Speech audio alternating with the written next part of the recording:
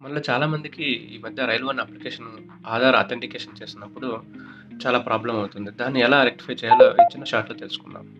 ఇలా rail one అప్లికేషన్‌లో authenticate Aadhaar మీద క్లిక్ చేసినప్పుడు మన పర్సనల్ డీటెయిల్స్ అన్నీ వస్తాయి.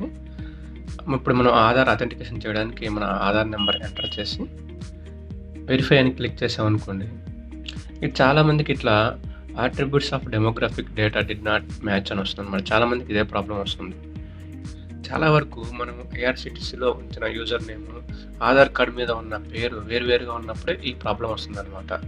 జనరల్‌గా మనం ఏం చేస్తామంటే ఇలా మన పేరు ముందు రాసి, ఇంటి పేరు తర్వాత రాస్తాం ఐఆర్‌సీటీసీలో. కానీ ఆధార్‌లో ఏముంటుంది ఇంటి పేరు ముందుండి తర్వాత మన పేరు ఉంటుంది. ఇలా 2 వేరువేరుగా ఉన్నప్పుడే ఇటువంటి ప్రాబ్లమ్ వస్తుంది. దీన్ని రెక్టిఫై చేయడం చాలా సులభం. ఇక్కడ మన పేరు ఉన్న చోట ఆధార్ కార్డ్‌లో ఎలా ఉంటుందో యాజ్ ఇట్ ఈస్‌గా అలాగేనా టైప్ చేసి వెరిఫై మీద క్లిక్ చేసామనుకోండి, మనకి ఓటీపీ వస్తుందనమాట. వన్స్ మనం ఓటీపీకి ఎంటర్ చేసి వెరిఫై మీద క్లిక్ చేసామనుకోండి, అంతే మన ఆధార్ అథెంటికేషన్ అయిపోతుందనమాట.